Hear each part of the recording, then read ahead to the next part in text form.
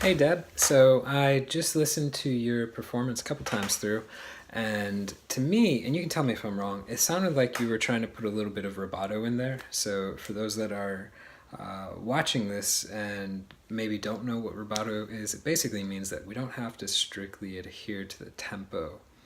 So think of it a lot of times when you listen to classical like solo pieces, if you ever put on Chopin or something along the lines similar to that, you can tap along to the beat, but you'll hear that the musician will play a little slower, play a little faster. A very famous song this is done a lot in is for Elise. I didn't do it on our arrangement, but for example, da da da da da ba ba da bum ba ba da da da da ba ba ba ba ba ba da da da da da da da. So they slow down that one little part that goes between the half step notes.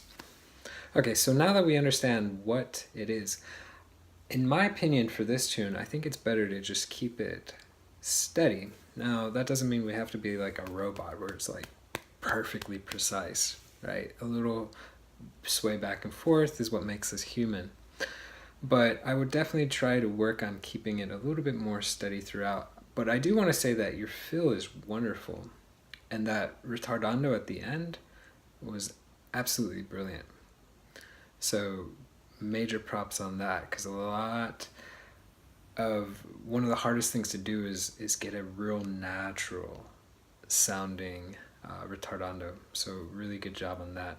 So overall, I just work on keeping it a little bit steady. And I think there's one other thing I wanted to point out. Okay, yeah. So I see